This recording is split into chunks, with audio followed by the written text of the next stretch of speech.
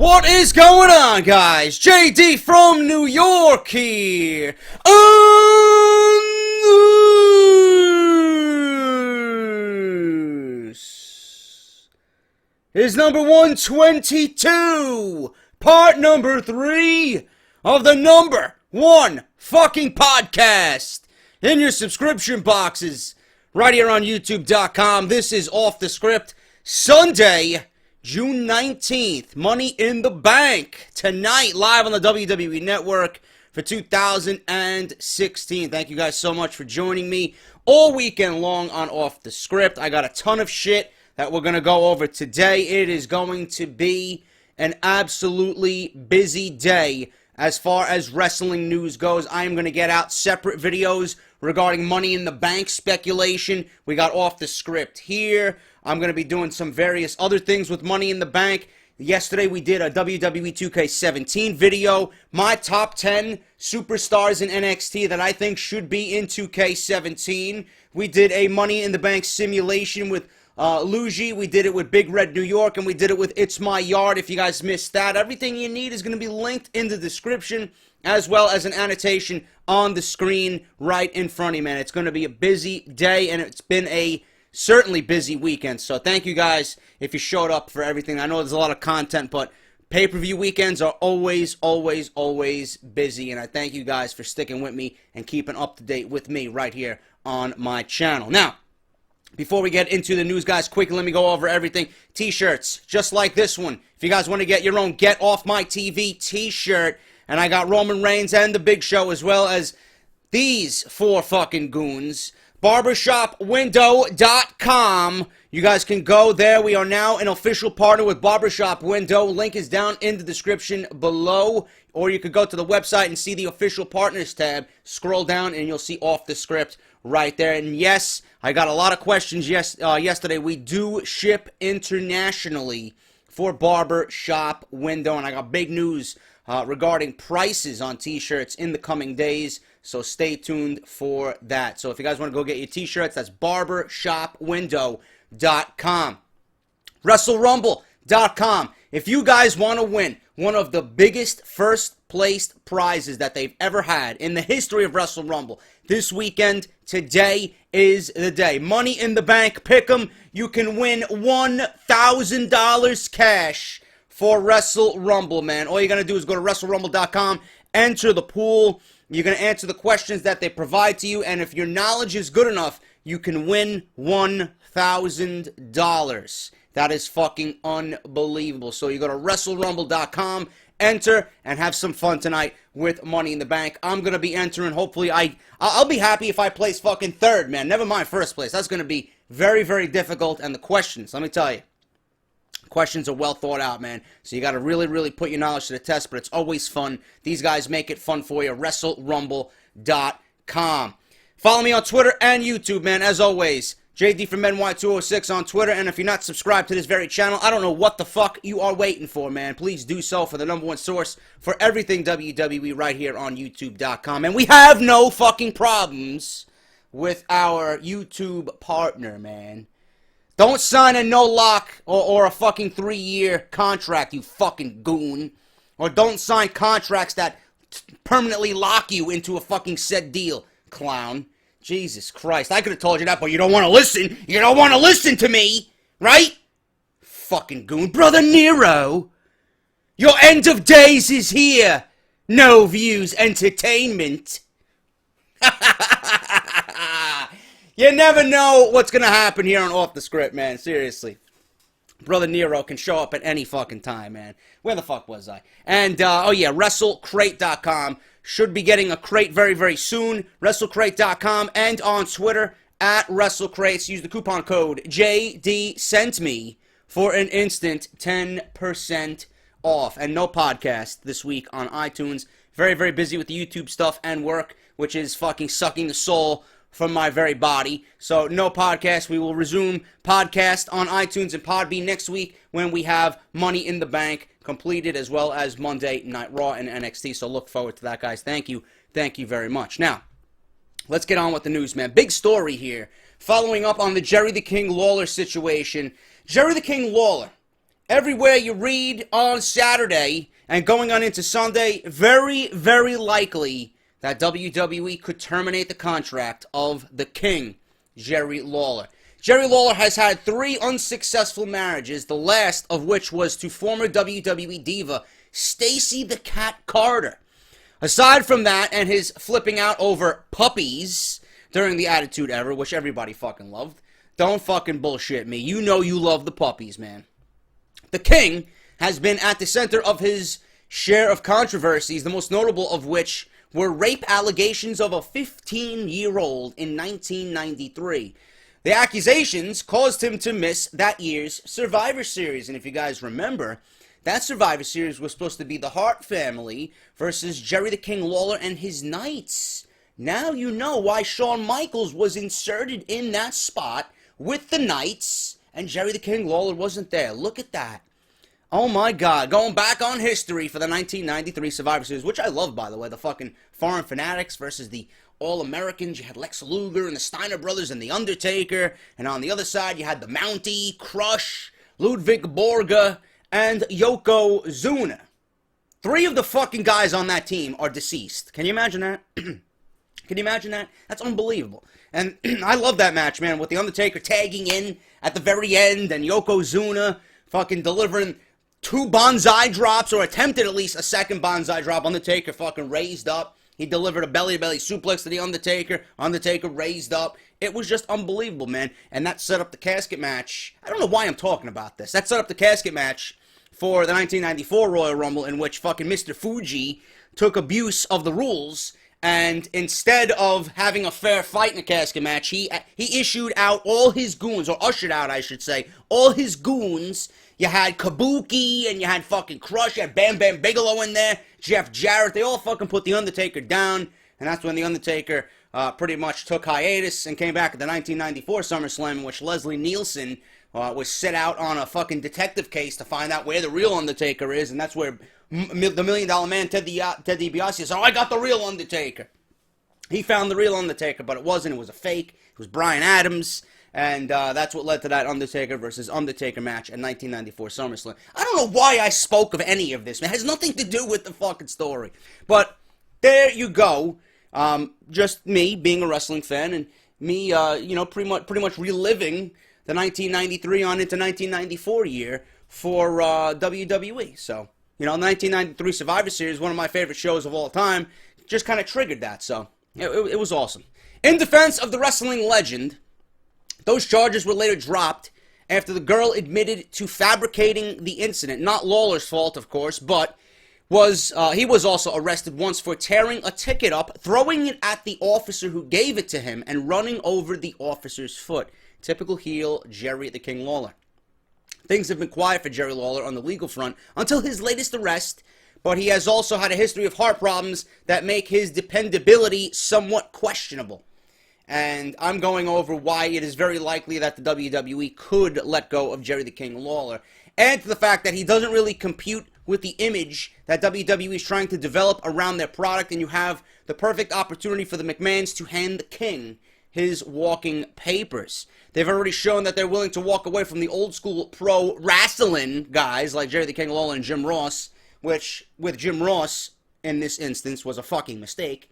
No matter how old Ross is, the voice resonates with everybody. I guarantee you, if you line fucking 100 people up who know the WWE product, every fucking one of those people would say, I would prefer Jim Ross over Michael Cole.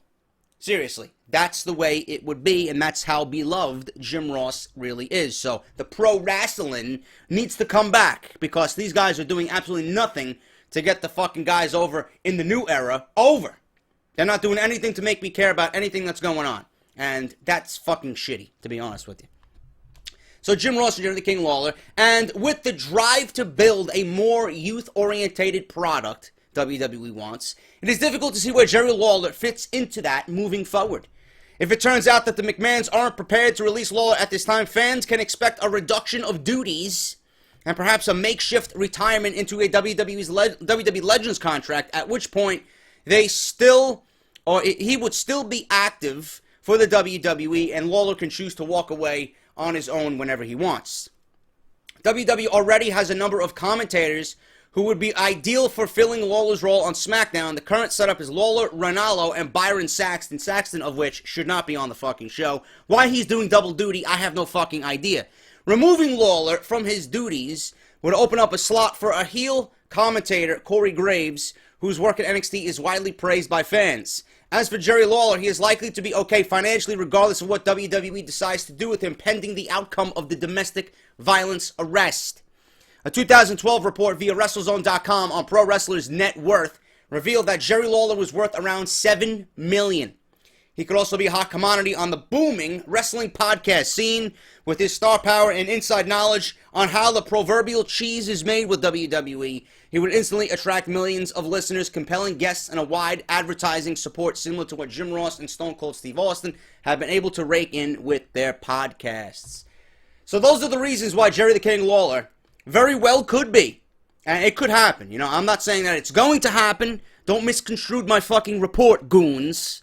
Because I know there'll be some of you out there, oh, JD, you said Jerry Lawler was going to retire. You said he was going to be terminated and released. He was on SmackDown 3 weeks ago, man. Give me a fucking break. I said this could happen. I just gave you the list of reasons why it could happen, clown. So don't fucking quote me on, oh, JD said Lawler was going to quit, man. He's going to be released, man. No, I didn't say that. I did not say that. I said Lawler could be released by WWE, and it certainly could happen. They could fucking let go of anybody at their will. So, don't fucking doubt WWE in what they could do as far as something like this with Jerry the King Lawler. And, you know, it would be a little bit hypocritical of them because there are people on their active roster and people in their Hall of Fame that have been known domestic violence abusers, and they've got nailed with that fucking offense. So, it wouldn't be the first time, but it is what it is, man. They just let go of Adam Rose. WWE seems to be, there were reports going around that they are strict on everything now. They got everybody walking on eggshells. And I did a report on Luke Gallows, him lightening the mood in the WWE locker room because everybody's just fucking walking a tight line and they can't joke around. WWE wants to take things professionally, and they feel like some guys are not doing things professionally the way that they should. This is all following the Titus O'Neil incident. So, who the fuck knows what WWE is going to do, man? They could bring the hammer down whenever they want.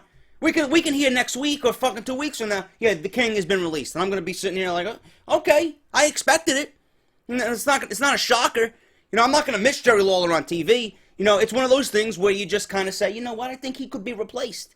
You know, he's active on the roster right now. He's been doing SmackDown. He's been doing an admirable job. But if he's there and they replace him with Corey Graves, is anybody going to fucking complain? I don't think so. So Jerry the King Lawler right now in his role is expendable. He is replaceable. It's not one of those things where it would be shocking and fucking just a terrible thing that they do. They could keep him and just give him a lesser role.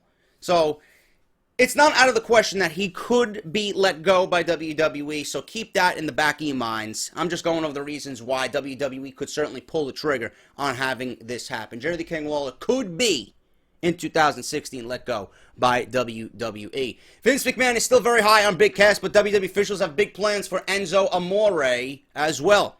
It's been reported that Vince McMahon is very high on Big Cass, and it seems like I'm reporting about this every single fucking week, but these dirt sheets just don't let anything go, man. And they don't realize, and I hope WWE does realize, that breaking this team up is a fucking mistake. Vince McMahon is very high on Big Cass. He sees a lot of potential in the big man.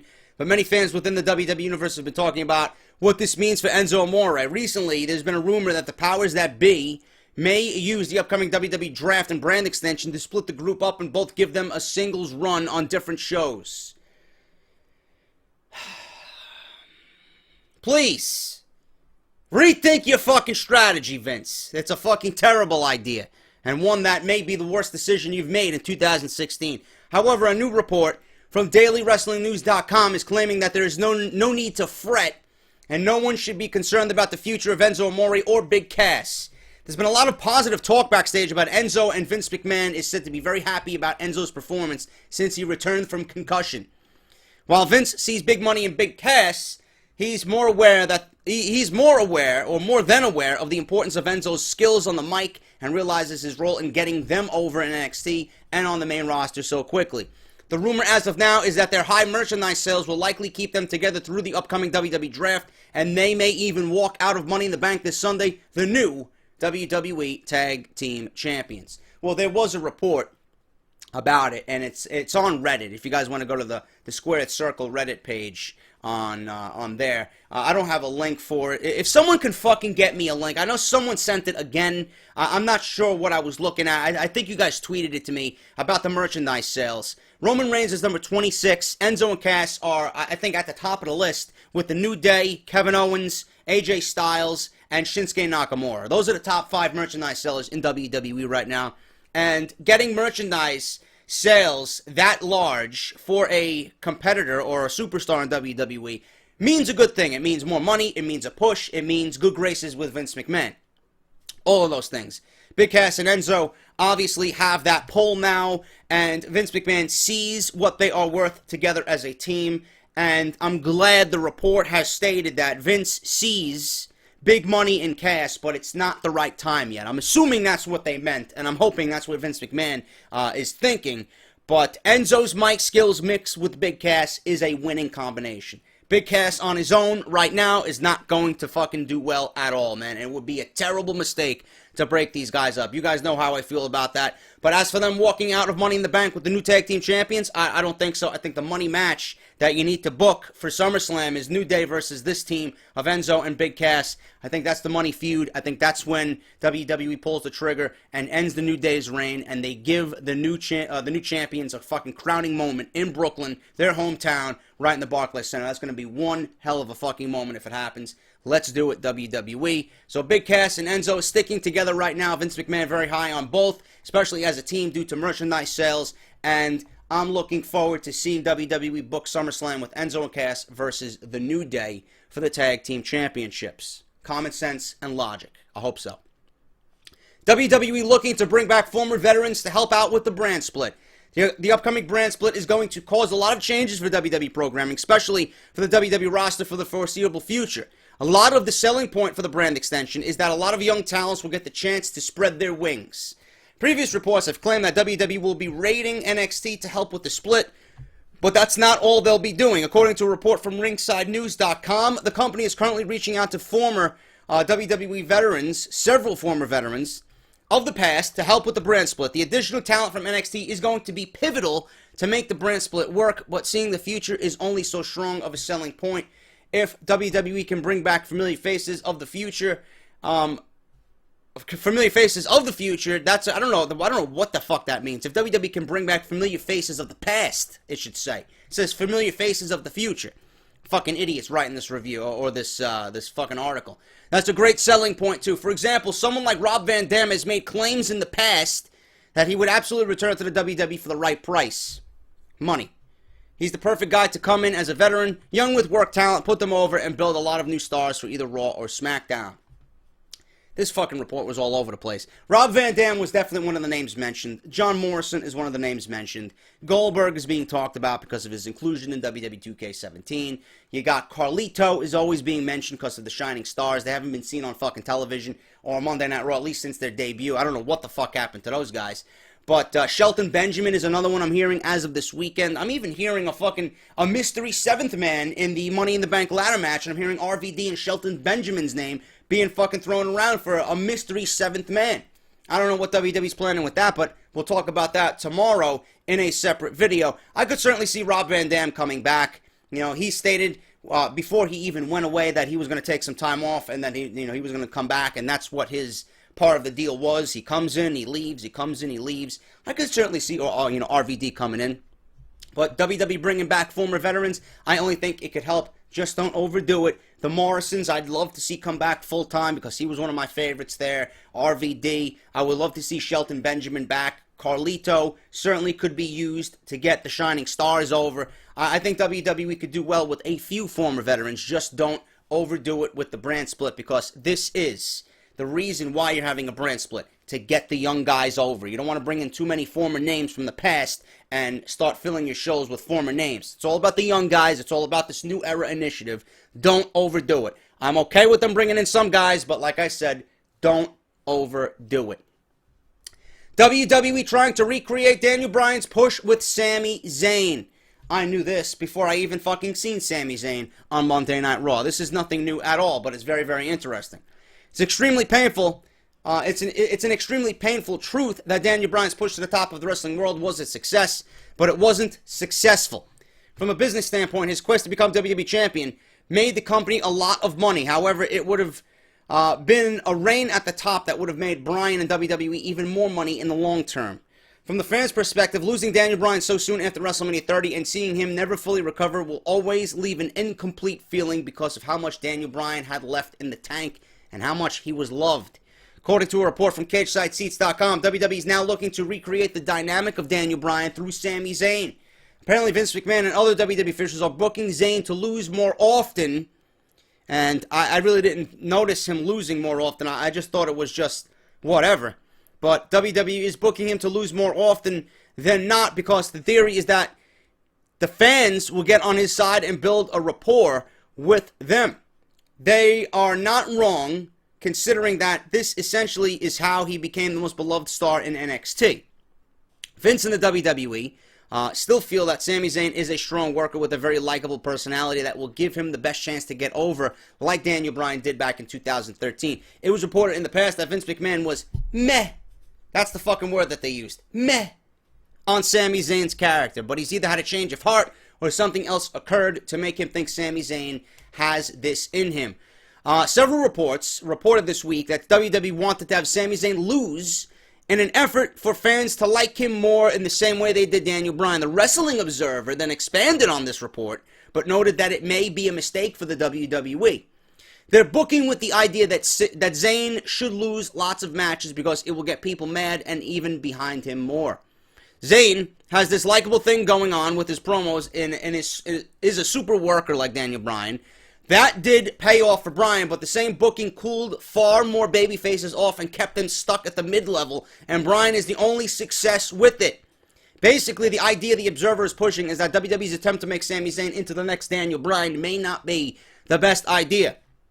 There is also a big difference in Zayn's career versus Daniel Bryan's. First and foremost, Bryan spent years on the main roster before fans pretty much demanded he get the chance at the world title. When he finally did get it, WWE took it off him and angered fans even more.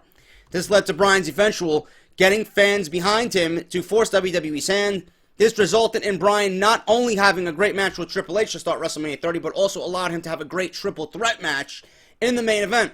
He ended up winning and held the gold, but then he got hurt and was stripped of the WWE World title. When he came back, he won the Intercontinental title, only again to give that up due to injury. Zayn has only had one major injury in the WWE that sidelined him for a better part of a year. He seemed to have healed up very well. However, all the issues and things that came up with Bryan did not happen to Zayn. On top of that, he has not been given a chance to shine on the main roster for a while like Daniel Bryan did. This means that WWE's attempt to make Sami Zayn into the next Daniel Bryan this early may result in various problems. Like the Observer mentioned, this kind of booking rarely works out. It did with Bryan because fans already knew him well and knew he deserved more. They then felt WWE wasn't listening because they weren't, and made their own opinion known even more. All of this led to Daniel Bryan's love and the love for him that he still has today. Zayn has yet to experience this. Therefore, pushing him the same exact way they did with Bryan right now would not work out at all. I am not even going to add to this, because what Dave Meltzer stated, and I don't even fucking agree with him half the time, is exactly right. Why would you do that? Why would you make Sami Zayn look like a chump, losing and losing and losing, and then hope for the fans to get behind him? He's over, but he's not over yet. Daniel Bryan, you know, you got to think back to when this entire Authority Daniel Bryan thing worked, man. Daniel Bryan went up against the fucking biggest faction in the WWE, the Authority. He went up against Triple H and the fucking, the goons that they had over there, Mercury and whatever those fucking other guys were, right? J&J Security. You know, and they have Stephanie McMahon and Kane. And they had everybody fucking thrown in front of Daniel Bryan. They fucking screwed him out of the match with John Cena at SummerSlam. They gave the fucking title to Randy Orton. And that just snowballed into fucking people feeling some kind of way about Daniel Bryan. You can't do that with Sami Zayn because Sami Zayn really hasn't had a big-time feud. He's not feuding with Vince. He's not feuding with the Authority. He's not feuding with anybody in a major role on WWE for the fans to cry out and start feeling sympathy for the guy. Sami Zayn right now is like a young Bret Hart. And this is exactly what I said to a lot of people. He's like a young Bret Hart. He goes out there, he has fucking match in a night, most times, every fucking week. Guy's a fucking amazing worker, does what he's got to do, and he goes home. He gives you what he's got. He loves entertaining. He loves wrestling. You can see that in him when he's in the ring. Guy's fucking unbelievable, but there's not much as far as a Daniel Bryan-esque character there yet because, they did something special with Daniel Bryan, and they went along with it, and the fans just got behind it, and it was just one of those moments that is not going to be recreated, man. Those are once-in-a-lifetime moments. You can't hope to recreate something like that because everything about that, and they forgot to add this, everything about Daniel Bryan was genuine. Everything. Literally everything about that feud and everything from the crowd's reaction to Daniel Bryan was genuine. It was organic. The feelings and the emotions and the cheers and the love and the passion from the audience everywhere he went was there because it was true emotion. What happened with Cesaro? The guy was getting over with Jack Swagger, and then they were fucking on their way to being one of the biggest tag teams in the WWE, finally giving Swagger and Cesaro something to do. These guys were fucking organically, naturally over. And WWE split them up for whatever fucking reason, and then they tried to put Cesaro with Paul Heyman, and they tried to recreate Paul Heyman's greatness with Cesaro. It didn't rub off the right way. You can't recreate something with somebody else, because what Daniel Bryan had and what Cesaro had with Jack Swagger was natural. What Paul Heyman has with Brock Lesnar is natural. You're not going to find someone else to immediately put with Paul Heyman. He's not going to be a CM Punk is the only other guy. Anybody else that goes with Paul Heyman is not going to work because it's not natural. Those are Paul Heyman guys. You're not going to put a Curtis Axel with fucking CM Punk, or you're not going to put a Curtis Axel with Paul Heyman. You're not going to do none of that. You're not going to put a Cesaro with Paul Heyman. It is not natural. It's not organically there. It's not in the cards. Daniel Bryan worked out because everything fucking worked in his favor for the crowd to react that way. Same thing with Cesaro. It's not going to happen with Sami Zayn because Sami Zayn is not at that level yet. He's not organically over with the crowd. And you will know when Sami Zayn goes out there and he starts getting reaction after reaction after reaction, week after week after week, and it starts reminiscing and it starts bringing you back to the fucking Daniel Bryan days in 2013. You'll know. And then we can talk about making him into the next Daniel Bryan. And then we can start booking him in storylines and angles and getting him to that next level. He's not there yet. He's an amazing worker, but don't do something forcefully and try and get it over. It's not going to work that way. Keep Sami Zayn where he is, mid-card, upper mid-card, borderline main event. He's going to give you a great match every fucking time he goes out there.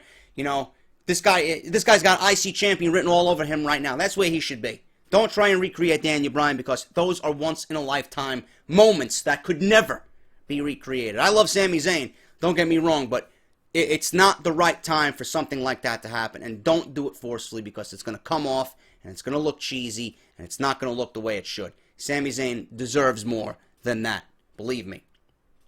Trish Stratus is in the news this week, considering a return to the WWE for a match with Sasha Banks. I don't know how truthful this is, but there are rumors and rumblings of Trish Stratus coming back to the WWE for one more match. The last time WWE Hall of Famer Trish Stratus discussed returning to the ring, she had some opponents in mind and even proposed a potential heel run.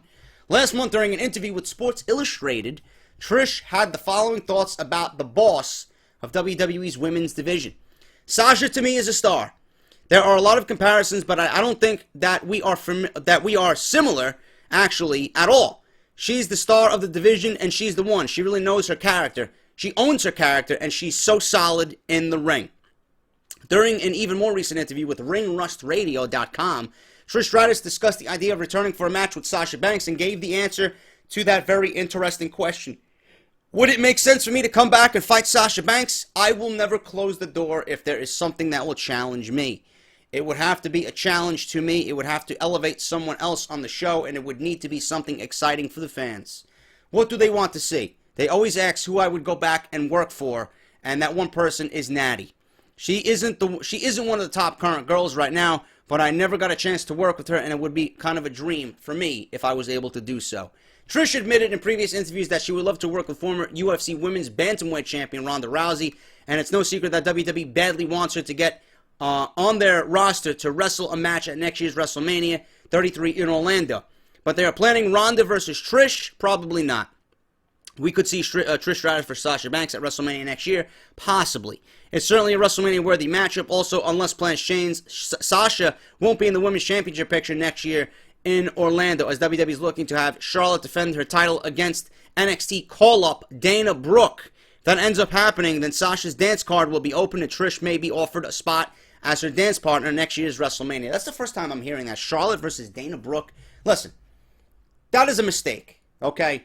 What WWE needs to do is get Sasha Banks on fucking television, okay? And there's news about Sasha. I think I had news about Sasha here.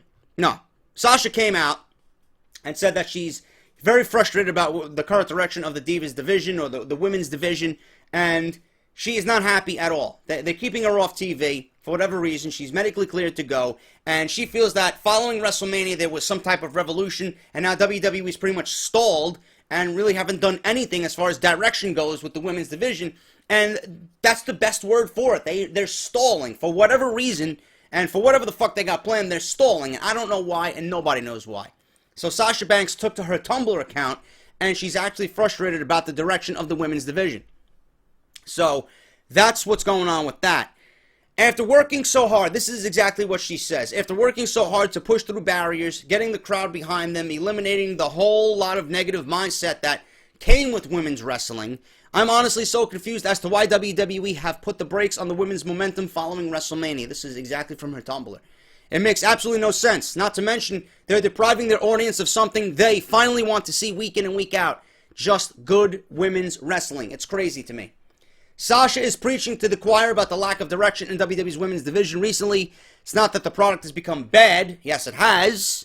But she's definitely right that it feels different than it did going into WrestleMania. It does seem like WWE's taking their foot off the pedal to hold on to something else bigger down the line for the women's division, maybe until SummerSlam or even after that. What WWE needs to do, fuck a Dana Brooke, fuck a Charlotte. Sasha wins the title in Brooklyn against Charlotte. She holds the title to WrestleMania, one-on-one with Bayley at WrestleMania. Bayley makes her debut after SummerSlam on Monday Night Raw. There's a showdown that's fucking going to level the entire building because everybody loves Bayley, everybody wants some Bayley, and everybody loves Sasha Banks, and those are the two women that everybody wants to see. So I don't understand why WWE is depriving us of the one woman we all want to see. It makes absolutely no sense, and I agree with her 1,000%. But Dana Brooke versus Charlotte, hardly the matchup I consider WrestleMania worthy. I'm not even sure if Dana Brooke will be ready by WrestleMania next year for that type of role. Sasha will be ready, and Bayley will be ready. That is the match you're supposed to go with. That's all I got to say about that. Rumor, Neville expected to return to the WWE before the end of June. Big news. Neville missing WrestleMania 32 by only a few weeks because of a freak injury during a match with Chris Jericho on Monday Night Raw. He was very upset, devastated. You'd think with Neville's ridiculous high-flying style that he would get injured on a high spot, but it happened during a normal exchange in the ring on a baseball slide, which cost him WrestleMania and roughly 3 months of his career. According to a report from DailyWrestlingNews.com, the man that gravity forgot, or like I say, the man that creative forgot, is due back within the next month. But WWE officials are hopeful that he'll be back before the end of June. No matter what, it appears that Neville will be back before WrestleMania, before the WWE draft, I should say, and brand extension when that takes place, which is the perfect time to come back and reestablish his place on either Raw or SmackDown. Neville could do almost anything in WWE and work with almost anybody, but there was a recent rumor that he'll be entering the Intercontinental Championship hunt when he returns to the ring. Currently, The Miz is the IC champion, so that's a fun matchup that we could see, and we could see Neville walk away with the title. It isn't that crazy for him to return to a title run, and that could be the thing that puts him over the top as a fan favorite. It'll be great to have the Red Arrow back in some way on a weekly basis. I understand the Intercontinental title has not been defended. That's a problem to me. I don't know why they put someone in charge of the IC title, The Miz, and then have him film a fucking movie in which he's going to be out 5 weeks.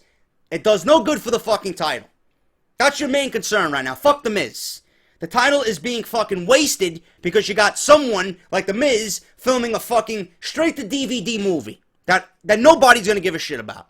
So I don't understand why WWE just didn't take the belt off of him, or why they even put it on him in the first place if they knew something like this was going to happen. Poor planning and poor logic by WWE.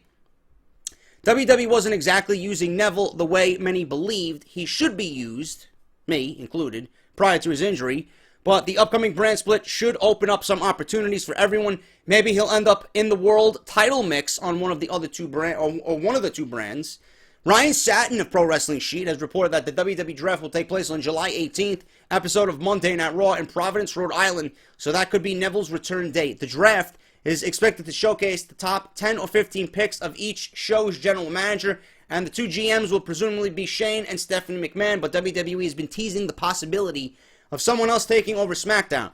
Neville may end up being one of the brand's top 10 or 15 picks, and when he's picked, he may show up as a surprise on the show. It's also worth noting that Neville could return to the ring before mid-July if WWE needs him, so he may show up a lot earlier than expected. Neville back is a great thing. He's needed in the mid-card. I would love to see him as the Intercontinental Champion, and I fully agree that it was a fluke injury. How someone like Neville, who fucking is so acrobatic and does high spots all over the place, gets injured on a baseball slide. It was a freak accident, and I guarantee he's not going to be doing any more baseball slides when he gets back. And Neville, I think he has not been used at all properly. His stock was so high coming out of NXT, and WWE just didn't know what to do with him. Hopefully, they know what to do with him now upon return. Putting him back in the mid-card and getting him an Intercontinental Championship run would probably be the best thing for him, and I can't wait to see that happen because he certainly deserves it, and we all want to see more of Adrian Neville. And finally, guys, the WWE announces the Cruiserweight Classic, which I cannot fucking wait for. Going to be taking place at Full Sail University. Ever since it was announced that WWE would be launching the Cruiserweight Classic tournament in July, speculation has been running wild as to who would be competing in this unique event. The company ended and answered all of these questions today, as the revealed 32 competitors of this tournament have been announced. Look at this fucking list. Kota Ibushi, Tajiri, Gran Metalik. I don't know if I'm pronouncing these guys right. Some of these guys I never heard of before in my entire life, so bear with me. Zack Sabre Jr., Noam Dar, Damak, Zumbi, Clement Petiot. I don't know who that is. Harv Shinra, Guruv Sira, Fabian Achner, Brian Kendrick, Rich Swann, nice to see Rich Swann in there, Cedric Alexander, Akira Tozawa, Jack Gallagher, Tony Nese, Johnny Gargano, Tommaso Ciampa, Ho Lun, TJ Perkins, Drew Gulak, Anthony Bennett, Tyson Dux, Lince Dorado, Sean Malora, Raul Mendoza, Kenneth Johnson, Alejandro Saez, Damian Slater, and Daivari, a brother of former WWE superstar Daivari. This guy's name is Araya Daivari, and Jason Lee.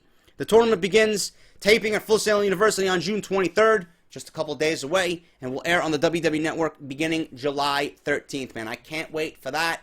Some new talent, most of the guys I never heard of, some of those guys I've heard of, but I cannot wait to see how this all goes down, man. You know I love tournaments. Gonna be fucking awesome, and I can't wait to see some new talent, and hopefully new NXT talent bred from this tournament. Gonna be very exciting, and I can't wait to see this tournament unfold on the WWE Network.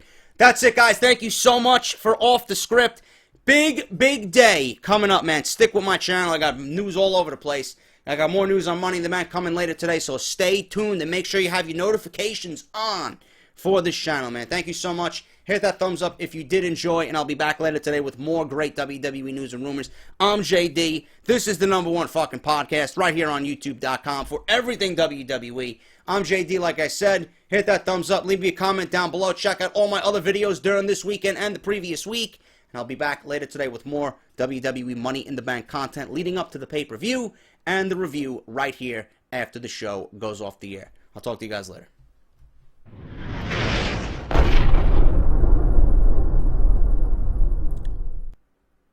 Oh, you goons thought I was done, right? You goons thought I was done with Off the Script. Nah. We got one last little segment here. And it's a segment some of you have been waiting for. Most of you probably forgot. But each and every one of you that has pledged to my Patreon account has a wrestling nickname. And thus, you are a part of Team JD. You are a part of my promotion, right? And I'm going to establish the greatest roster of all time. Each person that has pledged to my Patreon account. Some of you I missed because we get pledges each and every day. If you pledged within the last week, I did not get your name. I did not get your pledge yet. I have to look at my sheet, and you will be announced in July. So do not worry. Each and every one of you that has pledged is getting a wrestling nickname and all the associated perks that come along with each tier. Okay, so don't worry about that.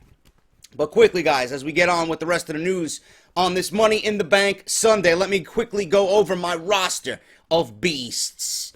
The Manimal, Al Moreno. Mama's Boy, Mikey Ferro. Masterclass, Chase Foley.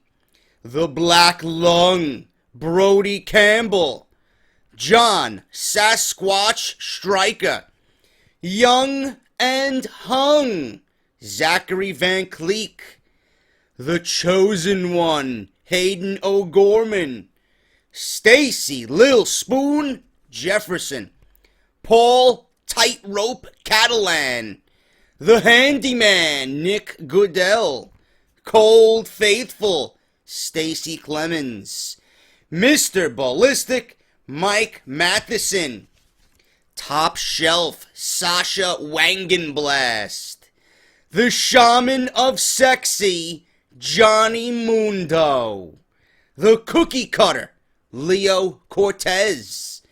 Mario the Plumber, Maldonado. The Slumlord Millionaire, Justin Shipp.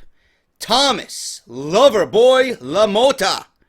Randy the Shadow Sosa. Freak Show, Adam Akacek.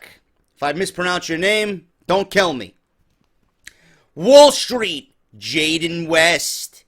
Oscar El Gigante Gomez. Smooth Operator, Dan Salvati. Florian Mean Machine Kreutzfeldt. Brandon the Berlin Wall Evans.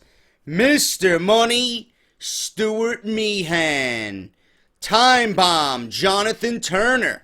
The Headmaster, Anthony Harper. That's what your fucking mother calls me on Tuesday nights. The Headmaster. King Handsome, Bobby Noose. Roadblock, Tony Renteria. Janet Marshmallow McCann. The Beast himself, the Messiah, Antonio Rodriguez. Snake Eyes, Walter Shank. Harvey, Two-Faced Davies. Greased Lightning, Giovanni Fiorillo. Tyrannosaurus Pex, Timothy Johnson.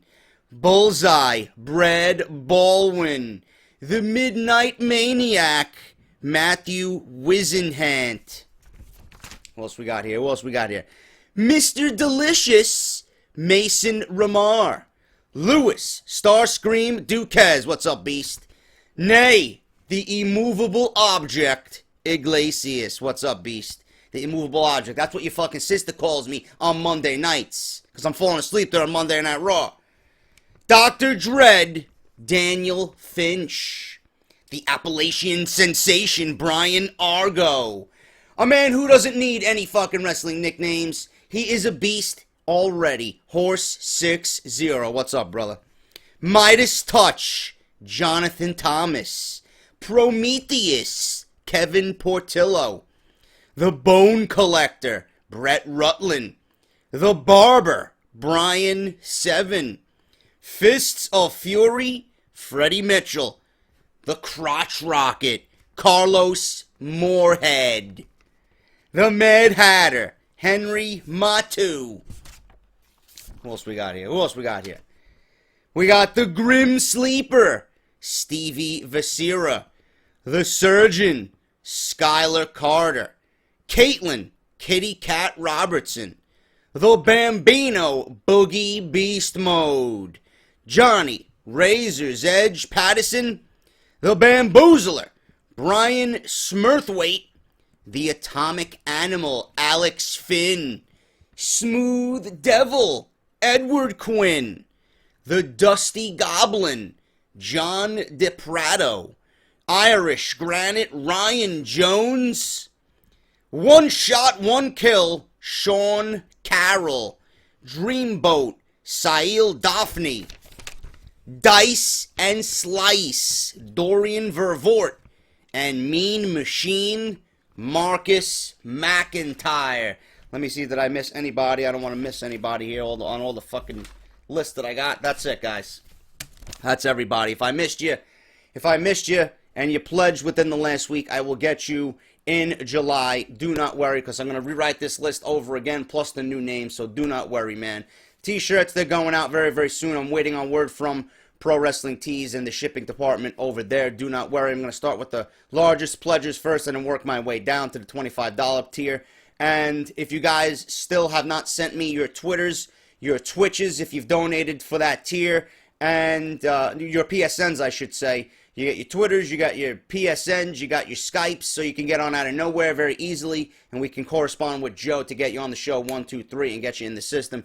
But there's a lot of shit, guys, with new revolving perks each and every. I'm going to try and get them out, new perks, sometime in the summer, man. Maybe around August, so we got some new perks. But each and every time a video goes out that goes up on my channel, all you guys who pledged, get it first, man. At least 12 hours ahead of time, just to get you guys, with the content first, because you guys certainly deserve it. And I can do everything that I possibly can to make sure you guys are happy, man. I'm going to try and do so. So thank you guys so much for that. Hope you enjoyed your names. It was very fun coming up with all of these. So let me know what you're thinking down below in the comments, and I'll see you guys later today with more Money in the Bank content, man. I'm JD. Thank you for everything you guys do. I love each and every one of you. You're making my dreams come true, and I'll talk to you guys later today, man, with more Money in the Bank news and rumors. I'll talk to you later.